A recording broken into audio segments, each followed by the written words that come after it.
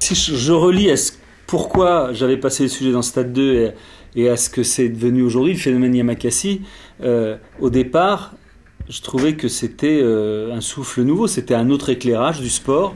On lançait ça, c'était spectaculaire, mais en même temps, on sentait qu'il y avait un grain de sérieux, de contrôle. À mon avis, ce qu'il y a de fondamental dans les sports urbains, c'est que c'est exactement la jonction, je parle de l'aspect ludique pour les enfants, c'est exactement la jonction entre les sports de compétition et l'aventure.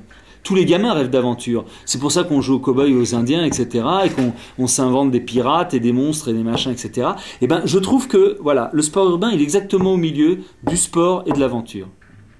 Et c'est pas pour rien qu'on en a fait un film.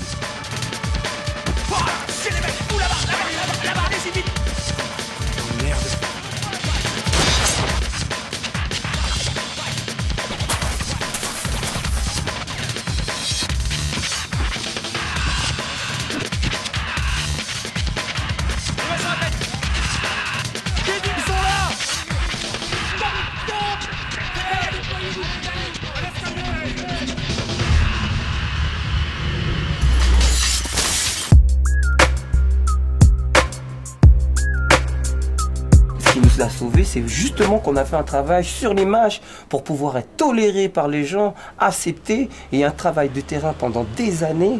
Au début, on courait jusqu'au moment qu'on décide, bon, on va pas se sauver, on va parler avec les gens, on va expliquer. Moi, je viens là en tant qu'effectivement spécialiste de l'image, mais l'image, finalement, c'est dérisoire par rapport à tout ce que vous avez en vous, quoi, je veux dire, et tout ce que vous représentez. Évidemment, pour que les gens vous voient, c'est bien l'image, parce que si c'est un spectacle dans la ville, il n'y aura que les quelques personnes qui seront là qui vous verront, donc avec l'image vous êtes vu dans le monde entier. Mais pour moi, c'est plus effectivement tout ce qui vous a amené à faire à réussir ce saut impensable qui m'intéresse plutôt que le saut en lui-même, quoi. L'image c'est un cadre, donc tout ce qui est hors champ tu le vois pas, d'accord? On s'intéresse qu'à ça, ou après quel que soit l'écran, mais en tout cas c'est un cadre. Tout ce qui est hors du cadre, donc au moins quand la réalité, tu regardes partout, je veux dire, tu vois les choses.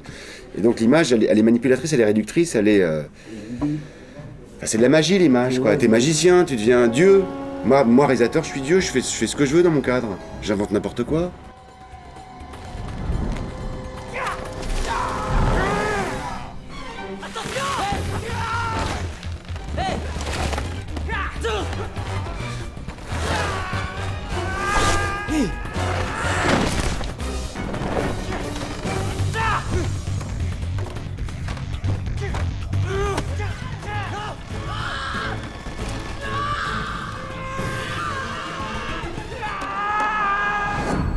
Cette académie, pour moi, va pallier tout ce que le cinéma n'est pas là aussi pour l'apporter spécialement.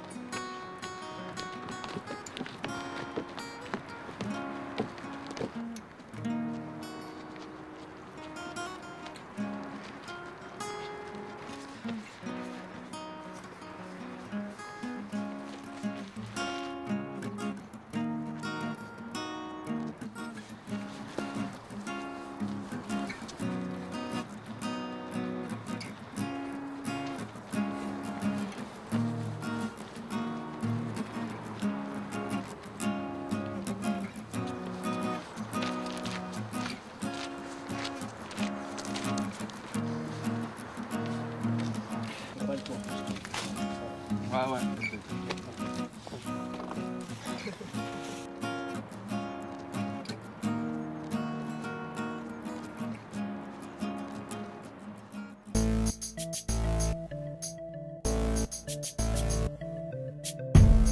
Aujourd'hui, on se dit, bah, effectivement, c'est un sport qui est organisé,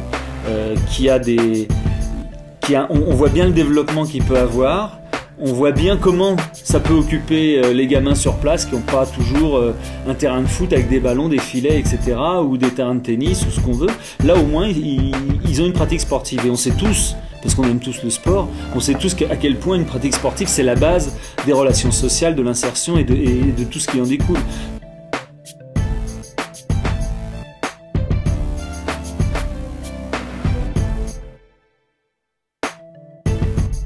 Ce sport-là, tout le monde peut le faire. Si t'es gros, tu peux le faire. Si t'es petit, tu peux le faire, etc. T'as toujours moyen de te faire plaisir.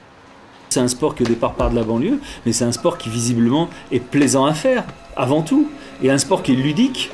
Il est ludique pour tout le monde, pour les gosses qui habitent n'importe où, en banlieue et ailleurs. Et moi, je comprends parfaitement que les gens, que les citadins, les petits citadins parisiens ou même de province soient un peu fascinés par ce phénomène, parce que c'est avant tout amusant, c'est ludique. Et la performance, elle n'est pas comptée peut-être de la même façon que dans le football, etc. Mais on la sent. Je pense qu'ils sont plus imprégnés de leur propre performance que le fait de mener un 0 au score. Là, ça se dit pas comme ça, mais quelque part, l'acte sportif, il est aussi valorisant.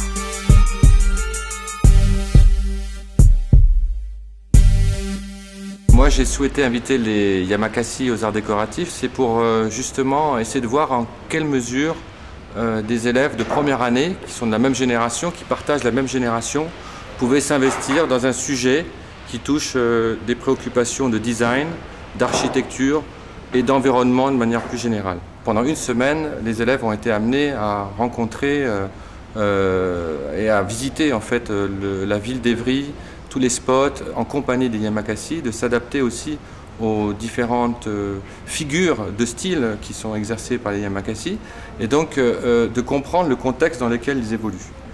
Et de là sont venus un certain nombre de projets liés à la question d'un lieu de rencontre, d'un lieu d'exercice et un lieu également de diffusion du savoir, de transmission du savoir des Yamakasi.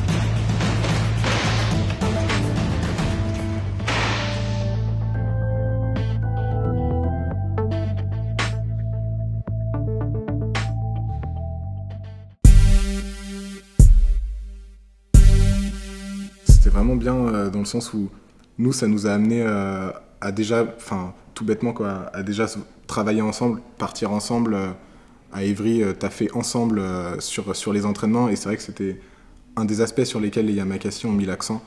Et se confronter à la pratique aussi. Ouais, voilà, et se confronter avant de réfléchir sur ce qu'on allait faire. Bah, le faire, déjà voir qu'est-ce que c'est que l'art du déplacement, comment ça fonctionne, comment ça fait mal aux jambes quand on n'a pas l'habitude. Et c'était important, c'était important de se confronter à ça et de se rendre compte qu'on devait effectivement penser à un espace, penser à un lieu, mais Mais il y a tout, enfin voilà, c'est entre penser simplement un espace et penser un espace qui doit correspondre à une mentalité. Enfin voilà, moi je pense, effectivement, je trouvais que c'était bien parce que ça se limitait pas seulement à une pratique physique. Les yamakasi peuvent vraiment influencer les designers et notamment les concepteurs de mobilier urbain, étant donné que les designers sont des gens qui sont vraiment à l'écoute de nouvelles pratiques et qui ont besoin aussi de proposer des nouveaux objets pour répondre à des nouvelles attentes. Donc effectivement, ce que je trouve intéressant, c'est que le designer se pose la question en gros d'une double fonction, c'est-à-dire d'un mobilier qui pourrait servir à la fois pour se reposer, pour des personnes âgées, et à la fois pour des personnes jeunes et dynamiques, comme les yamakasi, et qui peuvent leur permettre donc d'exercer leur art. En fait, moi, Evry, ça me faisait grave penser à chez moi, et franchement, moi j'aurais kiffé tous ces projets là sur lesquels on a bossé, j'aurais vraiment kiffé que ça se fasse dans ma ville. Ce qu'ils en ont fait, je pense que l'esprit de la rue est toujours là, quoi. Par exemple, à Paris, l'esprit de la rue, on la voit que dans certains quartiers, alors qu'à Évry, elle se développe, elle se propage, quoi. La lecture qui a été proposée par rapport à cette image de la ville, ça a été donc l'art du déplacement.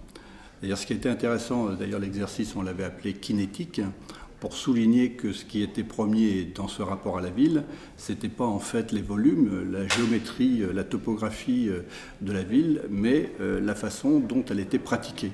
C'est-à-dire la façon dont on pouvait aller d'un lieu à un autre, et on n'y allait pas d'une façon qui était orthodoxe, selon un passage qui était balisé, mais selon des modalités qui supposaient une invention au niveau, en fait, globalement de la motricité. C'est-à-dire cette motricité tranquille avec les pieds était remplacée par une motricité qui reconsidérait le rapport du corps à l'espace, qui était tout à fait nouvelle. L'art du déplacement, c'est une culture de la rue. Enfin, comme tu disais, c'est une culture de notre génération, donc comme le hip-hop, comme tout ça. Et si ça prend une forme, si ça s'institutionnalise un petit peu, ça veut dire que quelque part, ça reconnaît une... Ouais, voilà, c'est accepté et ça a une vraie reconnaissance. Ça commence, quoi. Et ça, c'est important, ne serait-ce que pour l'ensemble de toutes les pratiques de rue, c'est important de se dire qu'à un moment donné, ça peut prendre une vraie forme. Et une forme d'une académie, une forme où les gens maintenant vont venir apprendre, quoi. C'est-à-dire qu'on accepte le fait que c'est pas juste quelque chose, c'est pas juste du jeu, c'est pas juste quelque chose comme ça que font les jeunes. Ouais, voilà, c'est quelque chose qui peut permettre d'apprendre, qui peut permettre d'apprendre des valeurs et tout.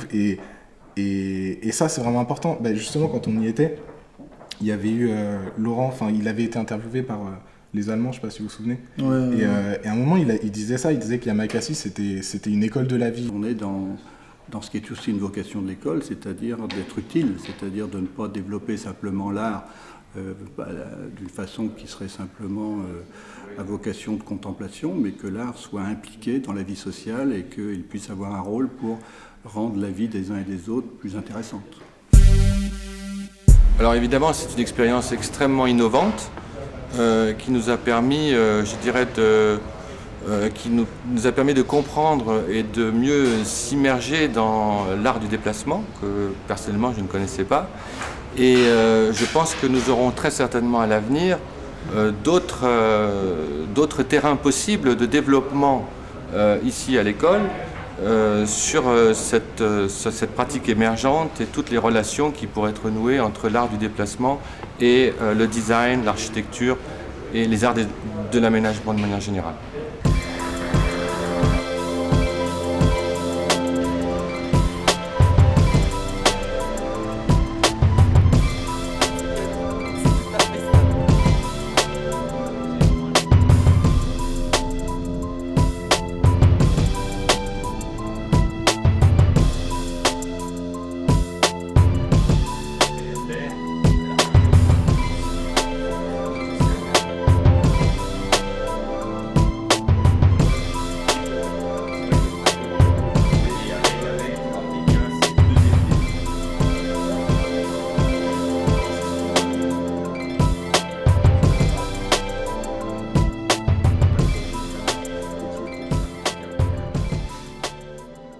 Évry est une ville jeune, est une ville où se jouent au fond les grands problèmes d'aujourd'hui et de demain. C'est une ville à un urbanisme moderne, contemporain, qui innove en permanence. C'est une ville multiculturelle. Et donc c'est assez naturellement que cette ville est en capacité, et fière surtout, de pouvoir accueillir cette académie vouée à l'art du déplacement. Les Yamakasi sont nés ici, ils veulent pérenniser cette pratique. Il faut que cette pratique soit capable de faire la synthèse entre la liberté, la sécurité, entre l'art et la pérennisation et le professionnalisme.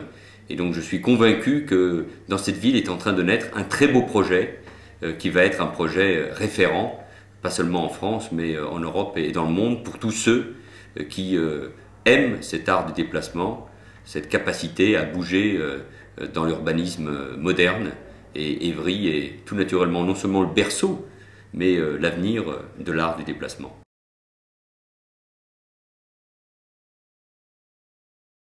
Je crois qu'il ne faut pas rater ce rendez-vous-là, parce que je suis vraiment persuadé que ça va se développer, mais alors énormément.